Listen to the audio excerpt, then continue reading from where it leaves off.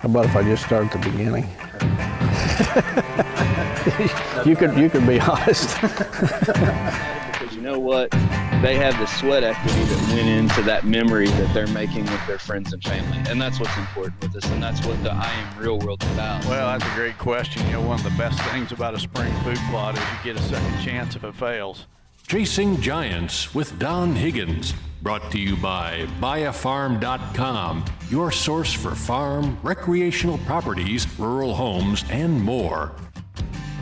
By tapping into Don's years of experience, dedication, and commitment, Chasing Giants focuses on the techniques, strategies, and dedication needed to harvest one of God's most amazing creations, world-class whitetails. Now, here is Don and co-host Terry Peer. Well, welcome to Chasing Giants, episode 22, brought to you by buyafarm.com. It is May 31st, and Don Higgins, how you doing tonight, bud? Good. How you, Terry? I'm doing well. We got a full show tonight.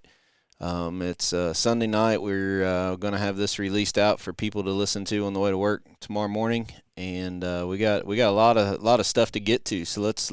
I want to dive right into this. We got a segment at the beginning with a guest that won a contest with our friends over at Arrow Wild TV. They're going to be joining us here in a little bit, and you got a lot of news that you want to talk about later in the show. Yeah, I do. I got something new in the works and ready to release it. And at the end of the show, we'll talk about that, and hopefully people can check it out. Yep. So before we get cracking, do you got any I think both of us have all of our food plots in. What else you got cooking right now that's going on this time of year? Well, I spent the afternoon spraying food plots. Got the weeds taken over, not taken over, but starting to come in pretty heavy where they need addressed. But and I'll tell you what, these guys talk about deer browse pressure on their plots, and that's not such a problem for me. But I'm telling you, I've got more stinking rabbits and pheasants in my plots just destroying them. When my soybeans came up this year, I mean, it was a fantastic stand. You could just look right down the row, and every couple inches was a bean plant. And now I got these stinking rabbits and pheasants just hammering the things. And I don't know if I'm going to have to replant on top of what's left or what, but I'm going to have to come up with something to address that issue. But sounds like my turkey problem. Yeah. Well, you know, you get a deer browse issue, you can put a electric fence around your plot, but I'm not sure what you do with rabbits. Well, the interesting, take quite a fence to keep them out. You know, Dwayne Hopkins, our head seedsman, told me one time that if a deer comes in and he nips off the top of a soybean plant and he gets those the first two leaves and there's no other leaf, that plant will die. Uh-huh. If he nips that plant and gets two leaves and two leaves still remain, that plant will continue to grow. So you know, I'm worried that as soon as those bean sprouts start to come up, in my case the turkey just pull the whole thing right up out. I think they're looking for insects next to that seed. But yeah, the rabbits will do a number as soon as that comes up. Yeah, well, when the bean just pops out of the ground before it even opens up into two leaf, that's when the pheasants hammer it hard. Mm. But then once it gets to that two leaf stage, then the rabbits are nibbling it off. So I got the pheasants to deal with first, and then the rabbits are coming along, and it's I mean, I've got like half of the soybean plants that I had when I started. So I'm not sure if they keep hammering them, I'm just going to have to plant again. Well, I'm sitting down here in my basement. I got my bulk order of lithium batteries in from Amazon and got a box of about 40 trail cameras here that I'm starting to put my batteries in. What's your status on your trail cameras? Well, if you've been paying attention on social media, I've been testing some new cameras. Actually, I got 4 brand new cameras sitting on my desk from various manufacturers. Just trying to find the best all-around camera. I mean, what I'm really looking for is a economical camera that'll take good night pictures. If I want to put a camera out on a piece of ground where there's a lot of human traffic, there's a chance it gets stolen, even public ground. I don't want to put out a high dollar camera, but yet when I get a picture, I want to be able to, see what it is. And too many of those cheaper cameras, you get a night picture and you can't tell if it's a 140 inch 8-pointer or, 180 inch 16-pointer. Yeah, I know there's a lot of people following this, because everybody's got their flavor of what they like, and there's, one of the things that you've talked about a lot is you don't care if it's a nighttime picture, you just want to know if he's there or not. Right. So even go ahead. If you see my social media post, everybody has got an idea on what's the best camera, but how many guys have really tested one brand against another? They might have 3 or 4 brands they've tried over the years, and they like one better than the others. But when you take and put them all side by side, and you set them all in the same settings, then compare the pictures you get.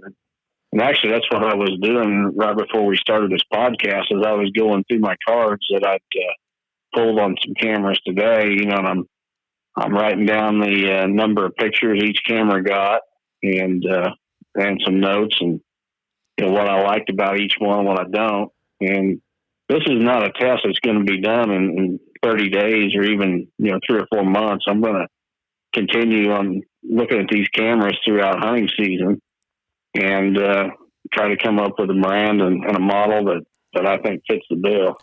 Now, I know a lot of times that you don't put your cameras out till a little bit later. So because of this test, are you going ahead and putting a few out now? Because, I've seen where you don't even put cameras out a lot of times till July. Yeah, these test cameras are not going into a spot where, I expect to get a picture of a mature buck, a buck I'm going to target. Okay. These test cameras are just going here on my home farm and, places where away from my stands, just where there's a lot of nighttime deer traffic, just, having in test mode. Yeah, I don't like to get those cameras out too quick. Right. Just places that you can slip down on the Quiet Cat, change out the card, and get back out without disturbing anything. Yeah, exactly. Yeah. A lot of times with a mature buck, there's some mature bucks that they'll walk in front of that camera day after day, and it's no big deal. But others, it's like your first time in a stand. You get one chance, and he comes by and he realizes that camera's there, and he's not coming in front of that camera again. So when I get that one picture of him at a location, I want it to be when his rack is screwed out enough that I can see how good he's going to be. Right.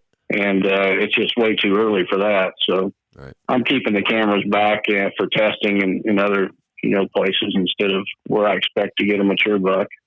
Right. So we'll learn more about this test as we go through the year. Follow Don social media, and we'll kind of see. I know one of the things that you and I talked about before is it's not only even nighttime pictures, but even when it gets really, really cold. We've seen some performance of some cameras really drop, in summertime when it's dry, but that cold, wet conditions year after year, we've seen problems with the performance of cameras then too. So it'll be interesting to watch this through the year.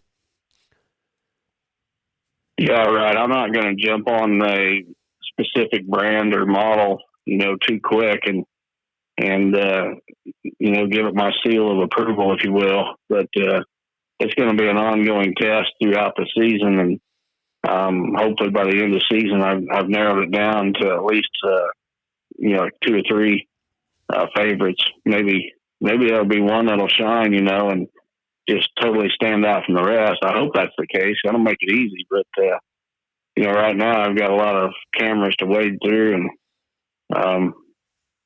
it's going to take a while to really get to where I want to go with it. Yep. All right. To keep things moving a little bit, let's go ahead and play. I have a small segment with John Mulligan, the owner of Arrow Wild TV, and John Mulligan Creative, to talk a little bit about our contest winner. So we're going to play that right now. All right, for the first time on Chasing Giants, we have John Mulligan, our buddy from Iowa. How you doing, John? I'm doing great. Thanks for having me. Yeah, so tonight's podcast here on Chasing Giants is a little bit different. We're going to have a winner to one of your contests, and I want you to just take a couple minutes and explain this contest because a lot of our listeners, we talk a little bit about being different in the outdoor industry, and you kind of came up with a different type of idea of a contest to get exposure to sponsors and friends in the industry. And I know this isn't going to be the last one, so why don't you talk a little bit about the project that you had and introduce our winner?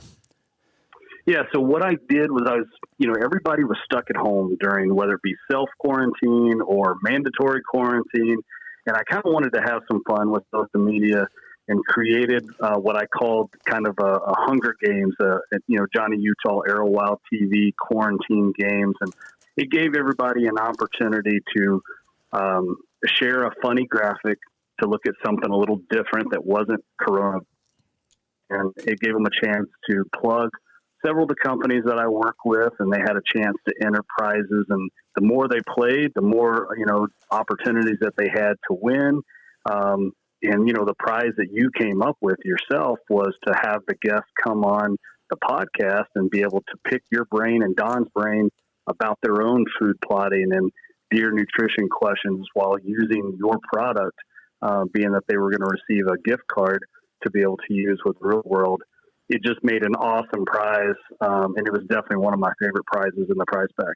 Yes, our guest Bryan, he won there was multiple winners. I think there was like 10 winners that represented different gift packages from different companies that you represent. 21 winners. Oh, wow, that many. Okay. Yeah, there were 21 winners. So Bryan won ours, and he's going to be on the podcast here a little bit later, and I'm going to put Don and I on the spot. I'll let Don take all the hard questions. But exactly. So I know your flavor in this industry is, you obviously have a couple different avenues that you work in, not only with your still photography, but you also have the Arrow Wild television show. Why don't you just walk through everything to where when people are interested in playing along with this kind of stuff and winning very cool packages or seeing really good quality hunts, really good photography, where can they go and find you at? So my primary source to find me is johnny.utah.hunt, my Instagram, and there's also the following Johnny Utah Hunt Official on Facebook. That's one element of what I do. I have Arrow Wild TV, and there's an Instagram and a Facebook, YouTube, and Carbon TV, where I have, that's more of my episodes, the actual hunt side of things. That's where the majority of that comes in. And then I also have Johnny Utah Creative, which is my freelance firm, where I get to do a lot of cool stuff. I get to do, freelance photography and marketing for different companies in the industry. And one of the things that I've been asked to do a lot here lately, and I was able to put it together for this summer, is to actually put on a photo school. There's so many people that are always asking questions, and they're wanting to get better with photography.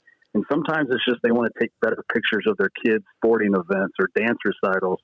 So I'm offering 2 classes, and again, you guys stepped up, and we're partnering up together on this, where the students are going to have an opportunity to take some product lifestyle photos using your products, submit their favorite picture. That picture all those pictures will come to you and Don. You guys will pick a winner, and then you guys are going to feature them on your social media platforms and plug them. And it kind of gives somebody their first chance or their first break to maybe make it out there and where other people can see their work. Right. The balance in photography now from a marketing standpoint for me is I want to see that lifestyle feel, but I also want that photo to tell the story of how it differentiates from other things on the market. So when you can find that balance of a photo that tells the story of what a company wants to get out of their brand, but yet has that lifestyle feel of someone using it, relating to it, and adapting with it to get the goal or the accomplishment that they want, that's powerful stuff. And you do a fabulous job at that. So we're happy to partner with you again. Well, I appreciate it. You guys have stepped up big. We've worked together and known each other a really long time. And I think the idea with a lot of your products is to quote what Don has said many times before is champions are made in the off season.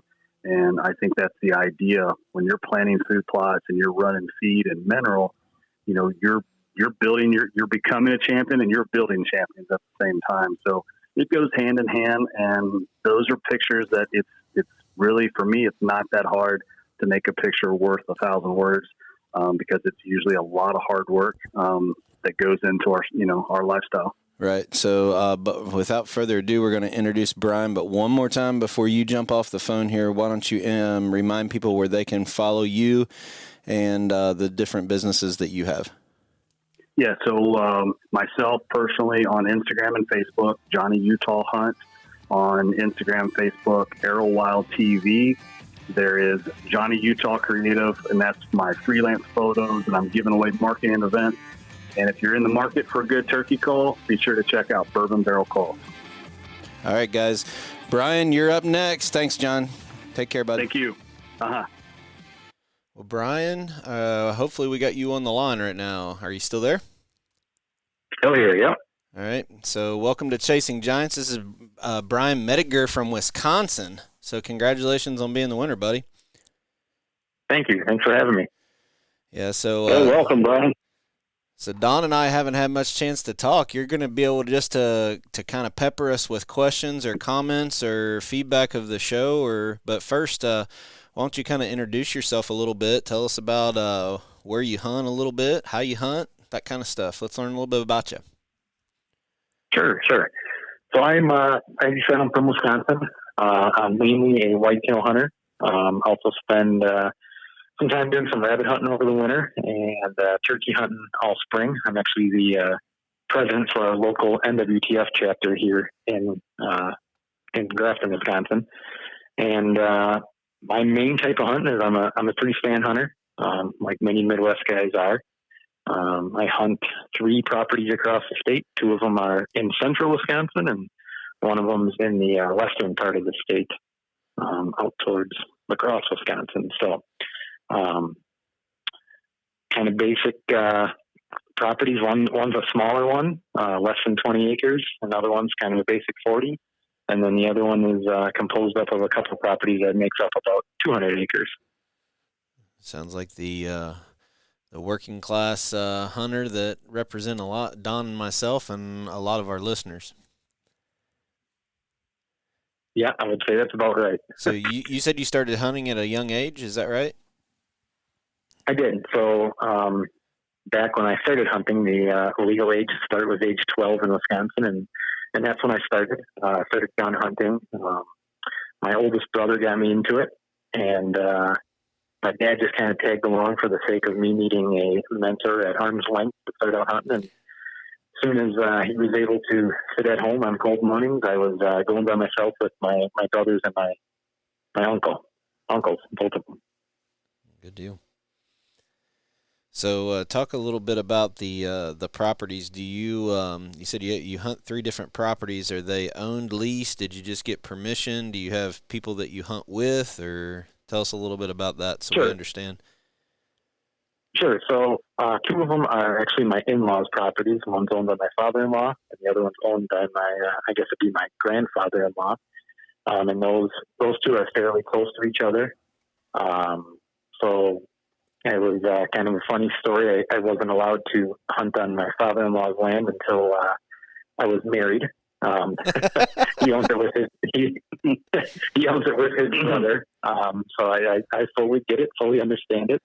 Well, depending on how good the hunting was, that should change your commitment level. Right. So no, he's got pretty good hunting, and actually before I even hunted, I was helping him with his food plots, hanging tree stands. He was also a great mentor.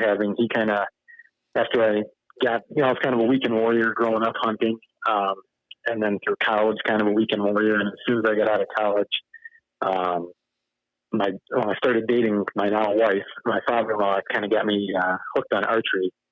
And since that day, I'd rather take my bow with me in the woods. I mean, I've taken my bow several times with me during gun season here in Wisconsin. Like I said, I'd been helping him with his property before I could even hunt it. And then the other small one that my wife's grandfather owns. He calls me the land manager there, so he lets me make all the decisions and do all the hard work. Excellent. So walk us through what do you want to pick Don's brain with anything today? I know that you as part of the prize package you got for this, so part of it is you're going to be on here asking Don some questions, but you also have about I think a gift card to spend on the Real World website. So I don't know if you've used any Real World stuff before, but you're probably going to be using some this year. So what do you got for us? Yeah, definitely be using it this year. And actually, the other property I hunt, the larger one, a couple of good, one's a high school friend, and the other one's a college buddy. We all live together through college, and every fall we get together around the rut up here in Wisconsin, and we go bow hunt his property.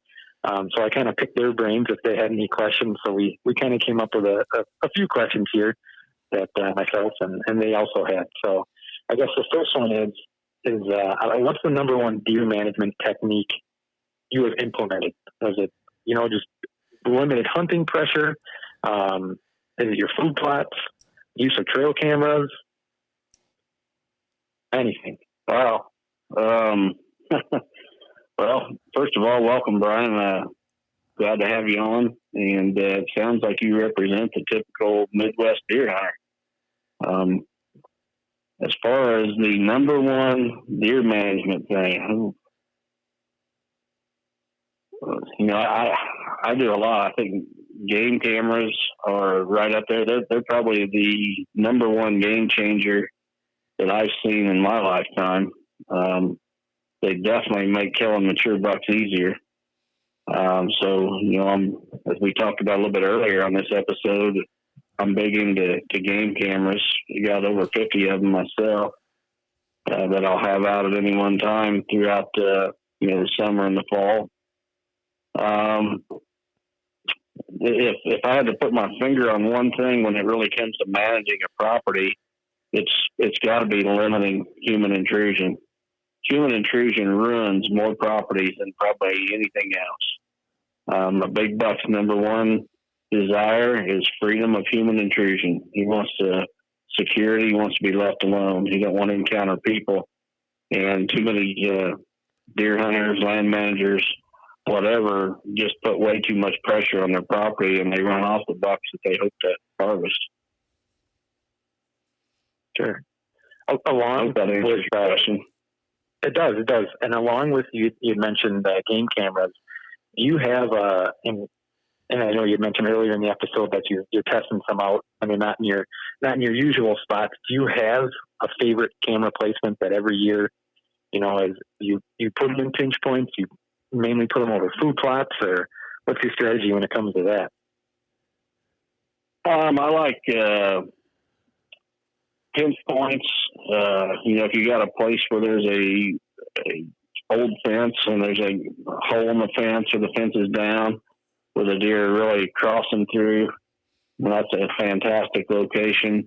Put them over rope scrapes. I don't know if you've heard us talk about that before, where you hang a piece of rope from a tree branch and create a scrape under it, and the deer just seem to be attracted to that piece of rope for whatever reason. So especially during the rut, I'll have several cameras over rope scrapes.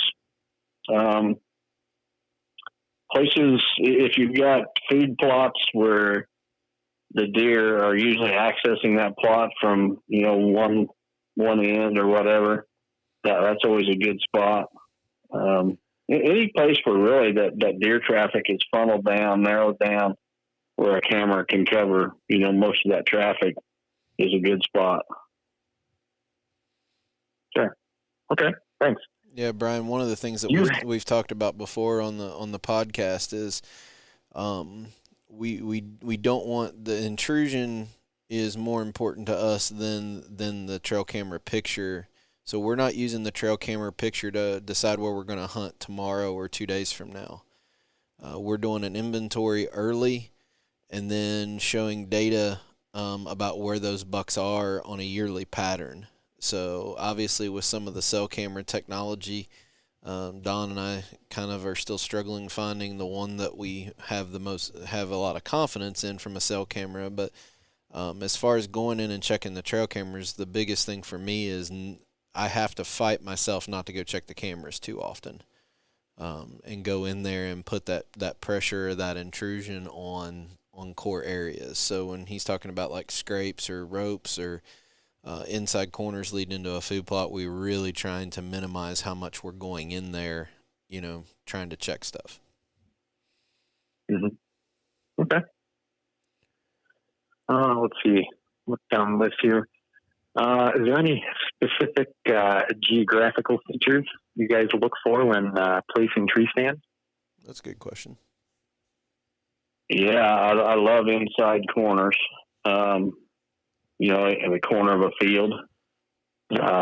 Usually that's a funnel situation. That's just a no-brainer that just jumps out at me every time I see one. A lot of times I'm hunting terrain features like a creek, for example, may push up close to a field edge and narrow down where the woods between the creek and the field edge is narrowed down, things like that. But a lot of times in the rut, I'm hunting the wind.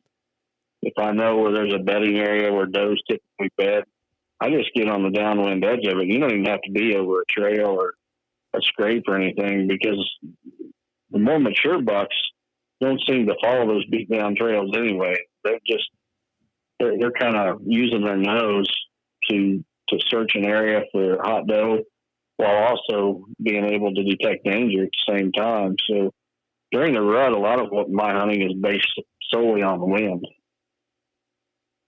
And I know that's probably throwing you for a loop. You probably didn't expect that answer, and maybe scratching your head and about what I mean. It's kind of hard to explain, but when the guys come to my whitetail master course in the spring, it really opens their eyes. And I've had a lot of them guys say, I've heard you talk about the wind, but I really never got it until I seen it firsthand.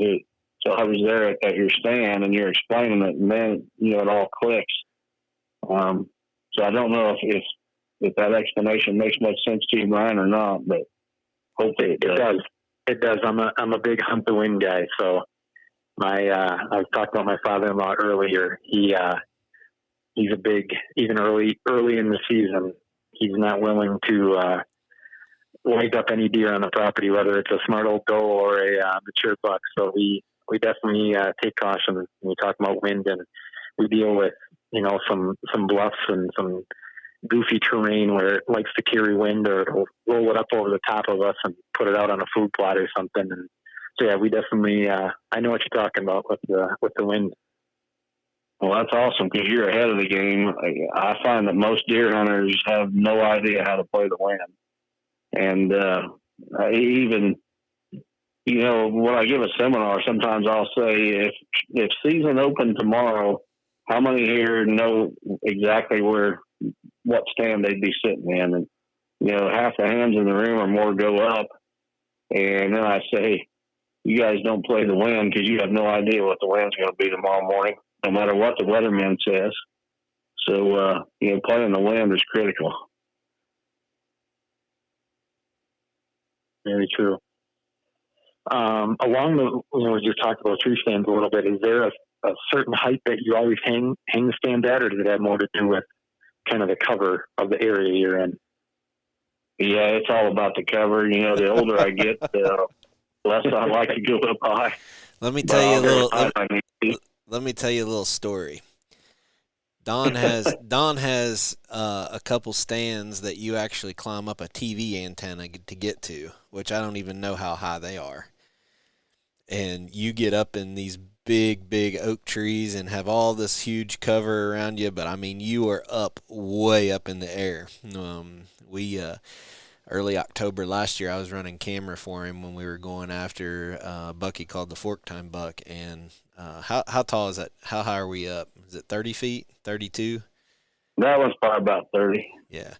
But then he's got other stands that, like, he shot the buck he called Trump out of, that was how big was he? 190. How big was Trump? I forget. 193. Yeah, 193. Yeah, he was 193. And he might have been 8-9 feet off the ground. So it's he I can vouch for him. He goes by where the cover's at. Okay.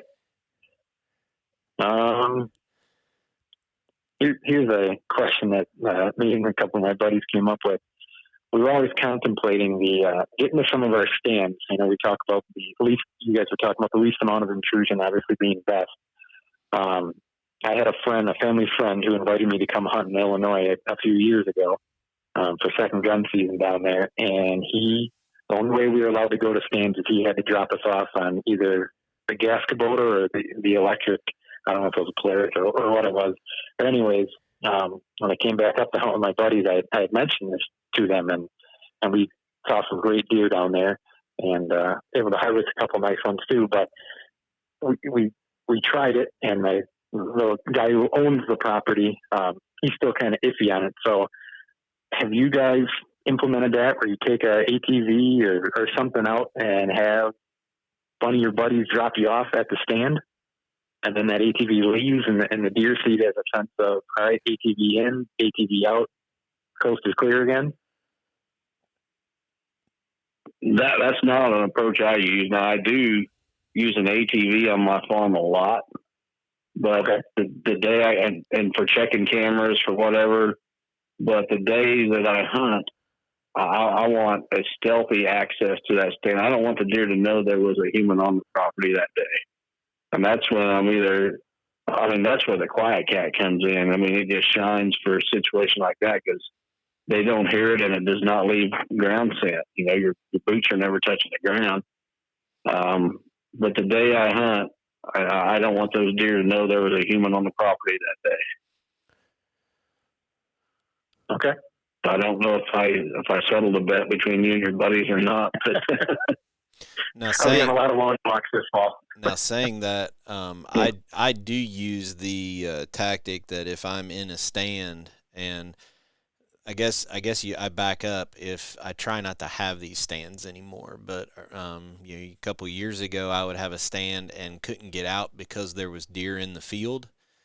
I would have somebody drive back in a truck or an ATV to bust those deer out of the field versus me getting out of my stand and tipping that off. As I've matured and kind of grown a little bit, I just try to steer away from those type of stand placements where I can't get out without being undetected, if that makes sense. But if I have a choice of me walking through a field busting a bunch of deer out or somebody coming and picking me up on the four-wheeler, I'll take the four-wheeler coming in and blowing those deer out. Okay. Yeah, exiting the stand is not near as critical as getting into the stand. And, you know, I've had people, my wife or whoever, come and pick me up in a truck, four-wheeler, whatever, at the end of a hunt. But when I'm going in to hunt, I don't want those deer to know there was a person on the property that day. Gotcha. What do you do if you have a smaller parcel? Like I mentioned, the one I hunt less than 20 acres, and our main, basically the only way we have like 2 or 3 access points, but they're all from the same kind of main road. You park the truck down the road, get ready, and then just walk down the road and walk in? That's exactly what I do a lot. You know, I found, I think I just wrote an article about it here in the last year. Deer have gotten used to my truck on a couple of properties that I hunt. And I now have to park down the road because if they come out of the woods and see that truck parked out on the road, they flip out. And the does will start blowing and snorting and stomping their foot, and they'll run back into the cover. It's like they know when that truck's out there that I'm somewhere around. And that's another place where the quiet cat comes in. I'll park a mile down the road and ride my bike right to the base of my tree, lay that bike over in the weeds or whatever, climb right up, and, I've eliminated having that truck set out there. Okay. I guess last question here from me. You mentioned that I'm trying the real world products this fall. I guess what's the best mix or suggestion you can make for putting in a fall plot? The Deadly Dozen is hands down the best fall plot that you can plant. And the reason for it is there's 12 different plant species in that mix. And there's going to be something that the deer are hitting from the time it comes up all the way through hunting season, clear through the winter into next spring. It'll green up early in the spring, and that makes an excellent turkey plot actually. But with those 12 plants, there's each plant has a different window where it's at its peak as far as palatability and attraction to the deer. And the plants that they're hammering when it first comes up is going to be totally different than what they're hammering, like say in the rut, and then that's going to be different than what they're hammering in the late season. So what I like about it is that there's always something there. It's not like some of these other mixes. It's only got a few things in it where it's a great maybe early season plot or it's a great late season plot.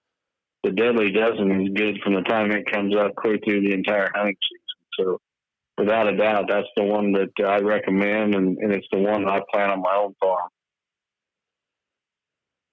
Sounds good. I'll have to give that a try. That'd be the one. Was that your last question, Bryan? I'm sorry, what was that? Was that your last question? You got more? That was my last question, yes. All right, good deal. Well, we really appreciate you being on, Bryan. So Bryan's got a gift card that he's going to use here with Real World, but we also give away a free T-shirt with every person that submits a question. So Don, we need to make sure email me your home address, Bryan, and we'll get you a free Chasing Giants T-shirt to sport out this year. So we really appreciate you coming on and taking the time on a Sunday evening, but enjoyed having you, and best of luck this year. Hopefully you're going to have cameras out here soon and start targeting a buck, right? Yep, that's the plan here. Get out, and we got food plots going this week and cameras shortly after. All right, well, you make sure you keep us posted, and again, thanks for coming on. We're going to move on to our BuyAFarm.com property of the week. BuyAFarm.com is your source for farm, recreational properties, rural homes, and more. Now, here is Don Higgins with this week's featured property.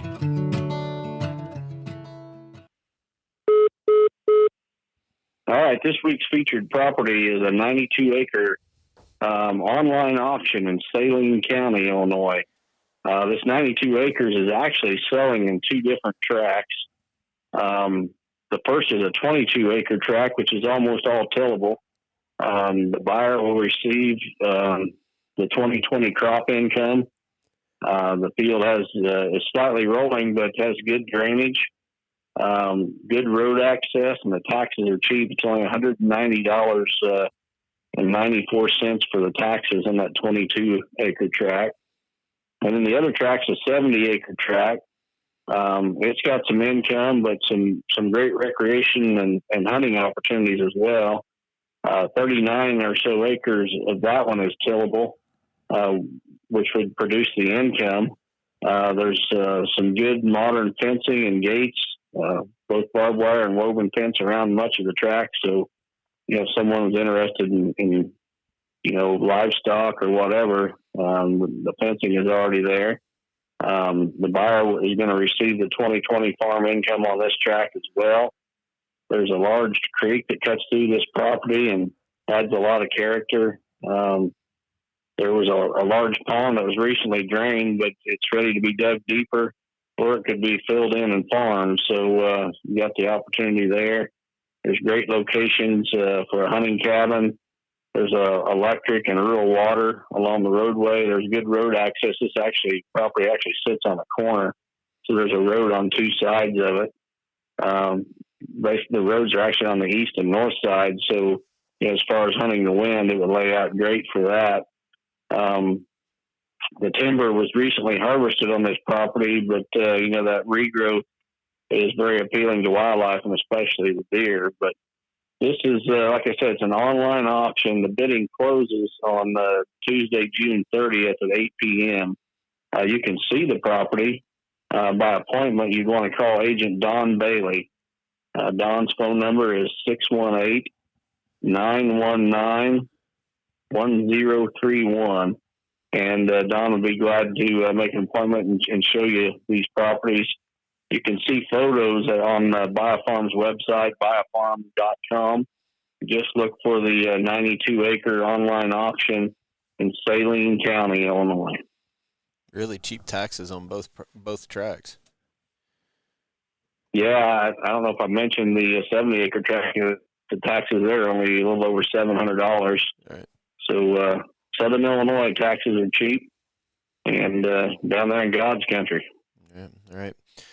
So visit biofarm.com. We appreciate their support of the podcast, and whether it's this property or anything else that you're looking for around the Midwest, they can help track you down. So biofarm.com, please visit their website. So you still got some big news we're going to talk about here in a little bit, but before we do, we can't end an episode without taking at least a couple questions. So I think we got time for a couple before you share the news with everybody. All right, yeah, I've got a couple of questions picked out here, Terry. The first one comes from Curtis Harms from Red Bud, Illinois. Curtis says, Don, I first want to say I truly appreciate your humbleness and honesty. Both you and Terry are straightforward with everything you say, and that is very refreshing in the hunting industry. I recently reached out to you on social media, and you took the time to answer my questions without first asking if I was a customer that uses your products, and that was greatly appreciated. My question has to do with sanctuary area on my farm. I do most of my management work on my 99-acre farm, on which I also row crop the approximately 50 tillable acres. I incorporate cover crops as late-season food plots and look at ways I can maximize my waterways and non-timber unfarmable ground for extra food and habitat. I currently have approximately 18 acres of timber I use as my sanctuary land, and I minimize access to that area as much as possible. What do you recommend for habitat work to improve that 18 acres as much as possible for bedding cover? I do have some neighbors that ride ATVs slowly down the property lines and down a path through my farm. Right now, that's a necessary evil to keep the peace. Terry will also love to hear my other neighbor to the north, who does let me access his ground as I please, is one of the biggest coon hunters in the state of Illinois. But fortunately is on in age, and since I had a timber harvest a few years ago, doesn't like to turn dogs loose near his house often, since my woods has become a jungle and not the easy walk he likes these days. Keep up the great work, Curtis Harms. Well, Curtis. I think I'm getting known for my love of coon hunters. Yeah, you can tell Curtis has listened to some previous podcasts, and we appreciate that, Curtis. A couple of things jump out at me, first of all, and the one that I guess probably bothers me the most is that there's an ATV path through your farm that's a necessary evil to help keep the peace. And I'm kind of curious, as far as I'm concerned, that destroys a property. So what are you getting in return for that? And I'm hoping you're getting access to some more hunting ground or something, because an ATV path through the middle of an 18-acre woods basically destroys it, just being brutally honest. As far as making it the best bedding sanctuary that you can, I think you've already done that with the timbering. It sounds like it's really thick. But if you listen to me very long, you're going to hear me talk about freedom of human intrusion. And I've already mentioned it at least once or twice on this podcast. But, those ATVs, that's got to stop. I mean, I don't know. I don't understand when you say it's a necessary evil to keep the peace. Hopefully you're getting something in return, but that's got to stop. You've got to cut down on the human intrusion. That just ruins more properties than anything. The other thing is the 50 tillable acres. I'm just curious if you've ever looked into CRP programs, especially if you're not farming it yourself. If you're sharecropping it or cash renting it to a local farmer, you can probably get, close to the same amount by putting it into, warm season grasses or a pollinator mix or something, and create a whole lot more bedding cover on your property, as well as also get paid for some food plot acreage through the CRP program. So but that's just a couple things that jump out at me. I'm not sure if I've answered your question the way you wanted or not. I'm guessing I probably didn't. Probably not saying what you wanted to hear, but I'm saying what you need to hear. That ATV trail through the middle of your farm has got to come to a screeching halt. And if not, you're probably never going to have a good hunting property. Terry, you want to jump in on the coon dog situation? Or? Well, if it's thick enough that the neighbor doesn't want to run his dogs over there, you've already done a good thing with that. That means that it's thick enough for bedding cover. So I think your 30,000 foot view question is, what can I do on the 18 acres of timber, is get that as thick as possible and then hunt the downwind sides of it with good access, entrance and exit stands and pass, so you can get in and out for that pre-rut and rut. And that's what's going to make that special if you can cut that four-wheeler stuff out. And it looks like that there's ATVs that slowly go down the property line, and then there's the path down the farm. So I was talking to a guy on social media the other day that was kind of in the same boat. He had a property line where they didn't trespass, but they rode the property line. And he bought a bunch of miscanthus from us this year, and that was his solution to that. Is he can't keep them from running their property line, but he can sure build a wall that it doesn't have line of sight over into his property. So I don't know the situation more than what you've explained in the question, but I get that area as thick as possible, keep people out of it, and hunt the perimeters on the downwind side during the rut. And that's about all you can do. But that human intrusion within the heart of that property has got to stop. And I mean, if you do that, if you get it as thick as possible, keep the human intrusion out, and have food and bedding there, you're basically hunting the same style that Don and I do every single year. Mm-hmm. So what we're doing is, and I'm going to go on a little bit of a rant here, Curtis, because I keep going back to this necessary evil for you to allow these people to come through the heart of your farm.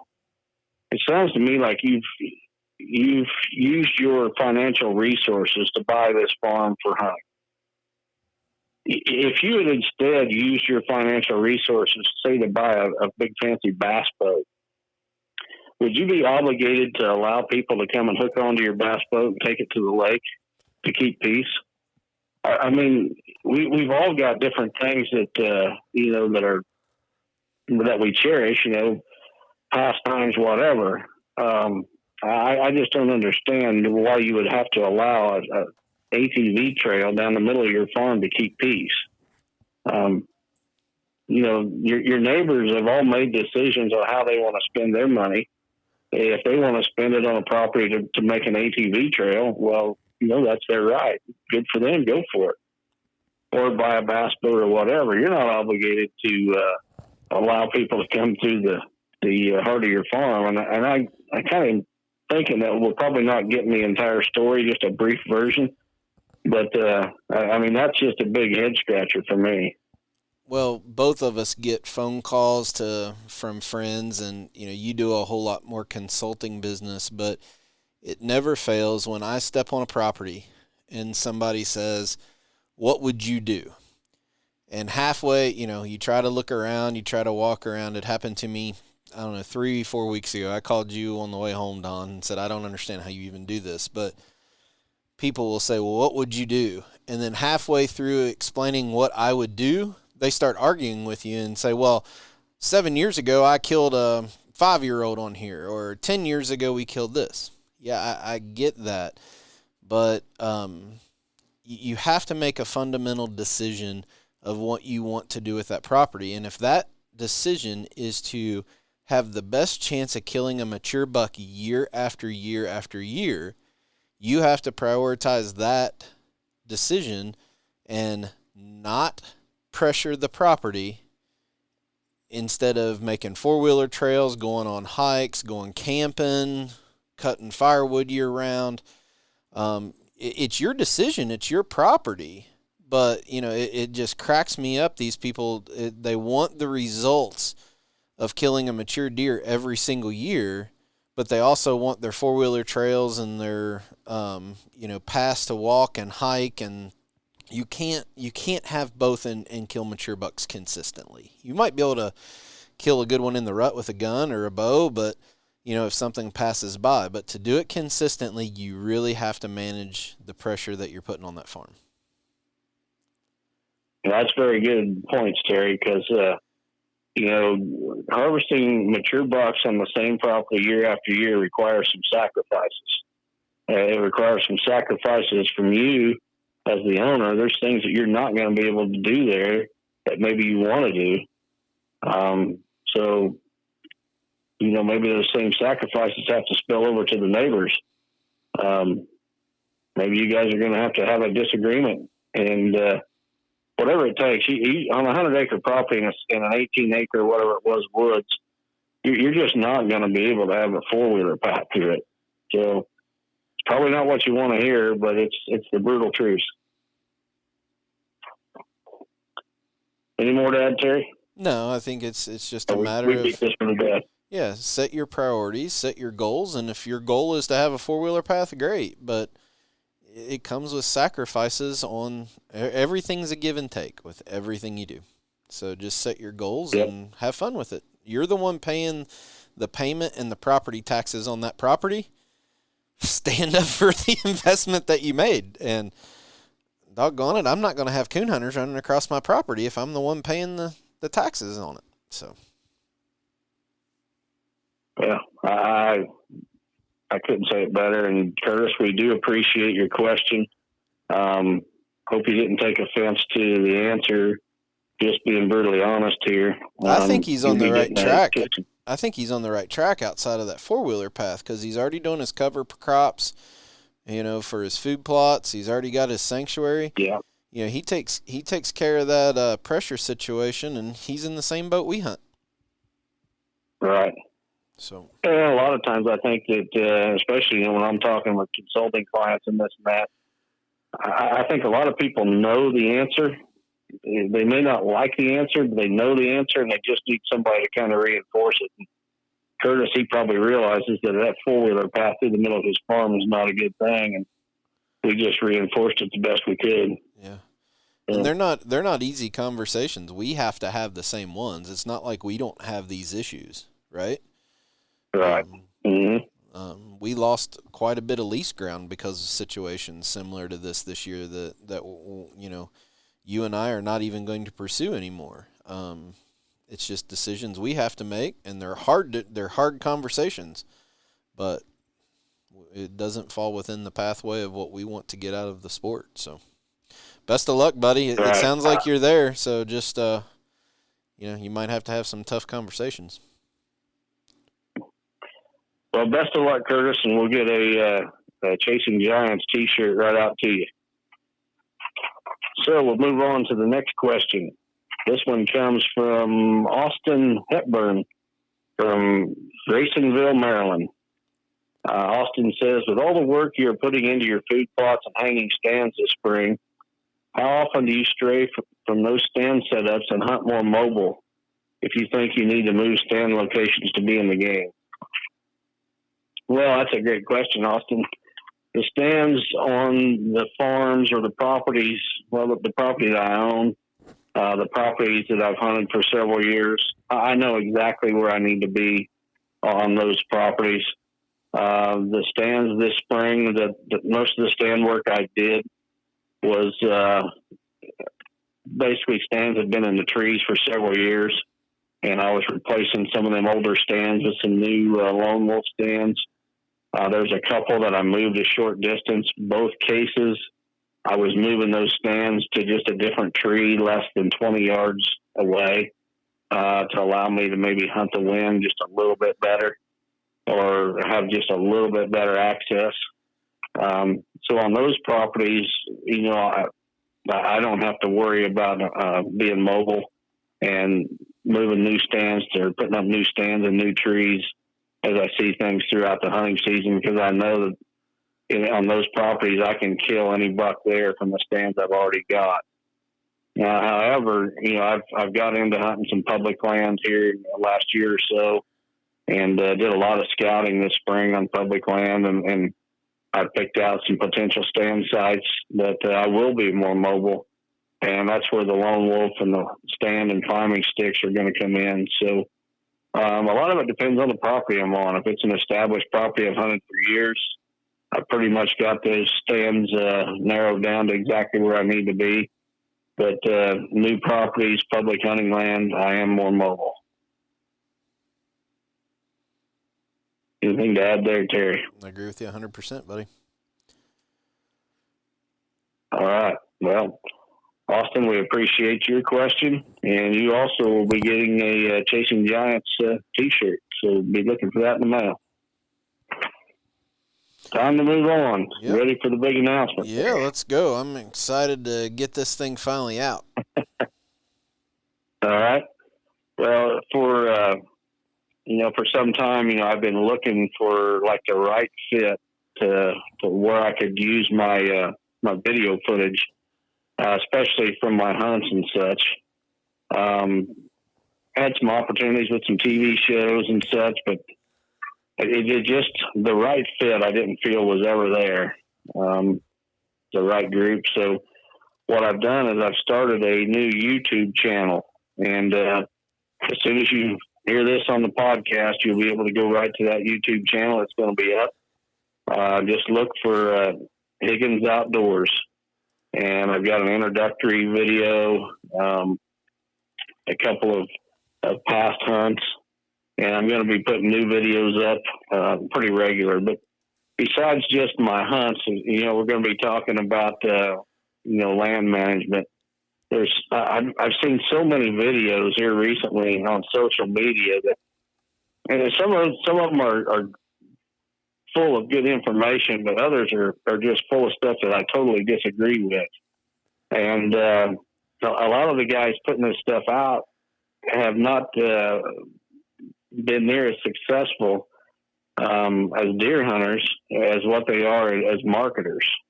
And they put out these ideas, but they just don't have the bucks on the ground to back up what they're saying. And I don't want this to come off as sounding arrogant or like I'm better than anybody or anything like that, but I'm going to be sharing some stuff on this YouTube channel, some videos that can be backed up with bucks on the ground. It's not going to be unproven theories or anything like that. It's going to be, factual information, things I share, I've shared in the past through my articles and things like that. Well, we're going to start sharing that stuff through videos. So you can check out that new YouTube channel. Going to be putting new videos up pretty frequently to keep it fresh. I just would appreciate if you would subscribe to that channel. If you follow me on social media, I will post whenever new videos are posted to that channel. And it won't just be, my hunts. Anyone affiliated with me or with Real World Wildlife Products is likely to have their hunts on there as well. Hopefully Terry will have a camera with him this fall when he shoots a giant and have his hunt on there. But, I think it's just the best way for me to control the message of what's being said rather than allow some third party to utilize my hunting footage and, direct the direction that's taken or the message is. So just hope everyone will check out that YouTube channel and subscribe to it and provide some feedback every time you watch one of the videos. So this topic has been a conversation you and I have had for probably going on 4 years, is what to do with this footage. what to do with these hunts, and it's tough to navigate the opportunities and even the meetings we had at ATA and the conference calls we had after that, and all the emails about different outlets that we can to use. But I'm going to just say this, and you're probably not going to be real happy with me saying it to all of our listeners, and that's okay. It won't be the first time you get aggravated at me.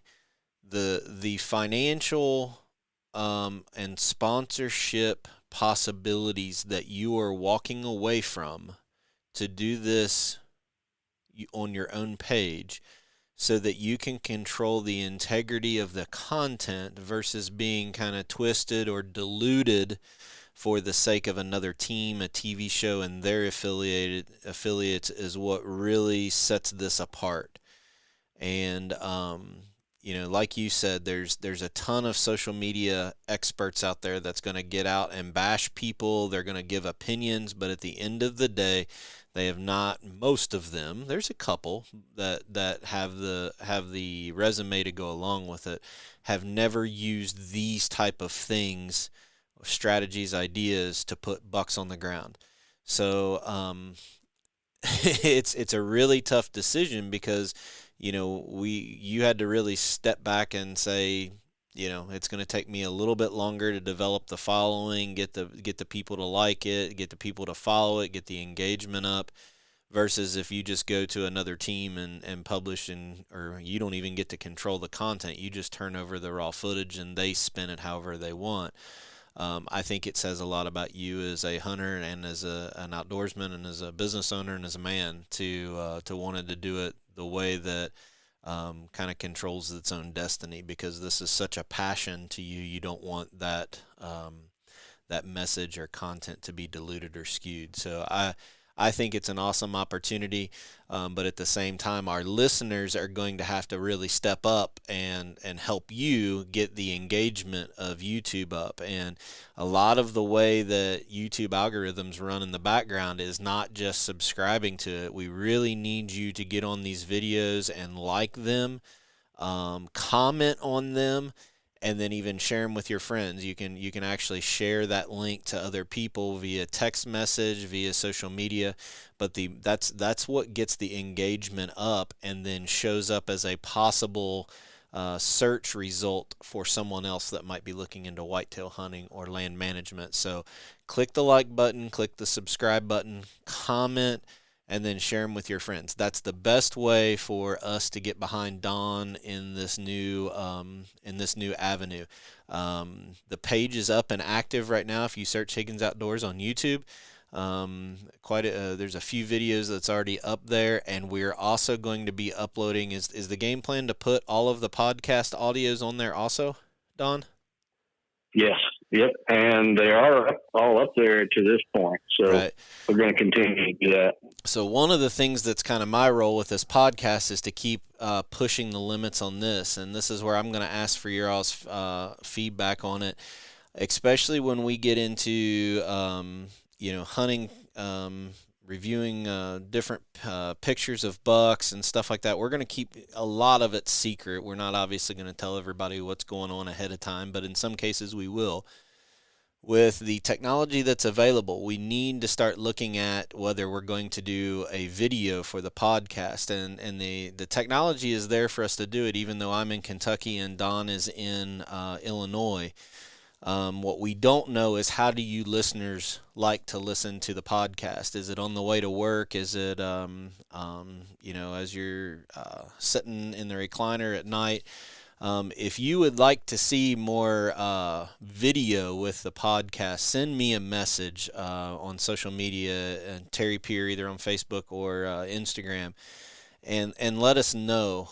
We obviously want to keep it entertaining. I see that the Chasing Giants is going to get more engagement up to where when people submit questions, they might submit a picture or a topographical map where we could actually put that up on the screen and share it with people, and Don can kind of pick apart different things on it. We can, obviously, if we get a picture of a buck that we're talking about, looking at age structure or something like that, we can put that up there. Maybe it's a way that Don and I can talk about these hunting downwind sides of bedding areas a little bit. So the ability to put video up there and share screens and share pictures on YouTube is there. Just don't know how much interest there is in it. So please give us some feedback on it. But we hope that you really drive the engagement up on Don's new channel. It's going to be a big chore, but we know that the following and friendships that he has with people around the hunting community will help us do it very quickly. Yeah, you didn't make me mad at all, Terry. Oh, okay. You did a good job plugging things, but while we're being candid about things, I think, everybody in the hunting industry that has a different niche, if you will, and or a different personality. And I think I made my niche to this point by being very candid and not trying to pull the wool over anybody's eyes, but just speaking the brutal truth. And the brutal truth is that I see outdoor TV hunting shows, I see that as a dying thing. I haven't watched one myself in probably 3 years. And I talked to a lot of other hunters who no longer watch outdoor TV. It's advertisers to advertise on an outdoor TV show. The cost is just ridiculous compared to other options that they have. So I didn't feel like outdoor TV was the way to go to begin with. And then the fact is that there's basically two different outdoor or levels of outdoor TV. You've got the really popular shows that are done very well, and then you've got the ones with the smaller name host or whatever that are struggling to establish themselves. And what I've found is that those smaller startup shows, they are always more than welcome to have me on board on their team. And I think they just want to use my footage and ride my coattail a little bit, if you will. I don't say that in a bragging way, but it just seems like those offers just continually pour in. And the bigger name shows, it's like the hosts of those shows don't want to take a back seat to some of the footage that they've seen that I've already captured. And we've got some big things in the works, as Terry knows very well, that we're getting the ball rolling, because there's going to be a lot of people tuning into this YouTube channel before the season's over. And it's going to be good quality. Yeah, it's going to be good quality production. We have our friend Steve Shields that's going to do a lot of it. But we think that this is the best route for Don to be able to be himself, not be filtered. If he wants to say Obama sucks in the middle of a video, he doesn't have to worry about somebody else offending. Well, he doesn't care if somebody else gets offended anyway, but it's just him doing his own thing in his own time. And for him to sacrifice, if people only knew the sacrifice that you had just maintaining the integrity to this point in your hunting career, they wouldn't think it's that big of a deal for you to decide to do it this way. So I'm excited for you. Just asking for all of our followers to please click subscribe, like the videos, and comment. That it's just the algorithms inside of YouTube and social media. The more engagement you give versus just watch it, the more it shows up in other people's stuff. It helps people find it easier. It's kind of like in Facebook, when you, instead of hitting the like button, hold that thing down and go over to the heart button. That's another level that the algorithms show. So those type of things really help us. And obviously the comments on like Apple Podcasts, where you guys do a review, those things just help us out so much. So we really appreciate your support, and we're looking forward to this next chapter and growing the brand of Chasing Giants for Don as he pursues some really, really, let's just say, I don't even know how to describe it that I don't give it away, but we got some good storylines, unbelievable things cooking this year. You're going to want to stay tuned. So is that all you got for tonight, Don? Yeah, I just want to reiterate that, I love to hear from someone that tells me, I just killed the biggest buck of my life, and it's because of something I read in one of your articles, or something I heard you say in a seminar, or something I heard on your podcast, or whatever. I get a big joy out of that. And I see so much misinformation out there, especially when it comes on the land management end of things. It seems like everybody with a video camera and 40 acres is now putting out YouTube's videos. And so much of the information I just disagree with. Now, there's some good stuff, too. Don't get me wrong. I'm not saying it's all bad. But there's just a lot of it that I disagree with. And you're going to see on some of my videos. In fact, there's one on the channel right now that it's a topic that I've got a lot of questions about. And I just came out and was brutally honest to answer that question. So I'm not even going to say what it is. I'm going to make people go to the channel and watch the video. And the other thing that I'm going to do, I've seen so many of these videos where a guy gets on there and he rambles for 15 or 20 minutes. And by the time you get halfway into it, you forgot what the topic was. I'm going to keep these things brief because, I know that we all lead busy lives and we don't have time to sit and listen to somebody ramble on for 20 minutes about nothing. Most of these videos that I'm going to be doing are going to be in the 5-minute range and even shorter. There's a couple on there right now that I think are right at the 2-minute mark. So these are not going to be long videos. I'm going to make a point. I'm going to get right to the point. But just know that whatever I'm talking about is backed up with experience. It's not something I dreamed up last night or a new catchphrase that I made up to get the people to click on my videos. And if you've got ideas, topics you'd like to see covered in the video, just send them my way. Cause, like I said, I want to help people out. I just get a great joy out of people being successful. So hopefully you'll enjoy that YouTube channel. All right, great. So, well, with that, we're running a little long today, but glad we had Bryan on. That was kind of fun having a guest on today that won that contest. So we got quite a few questions from him, and then obviously our biofarm.com segment. We hope that you go out. But before we leave, why don't you say thanks to our sponsors for us, Don?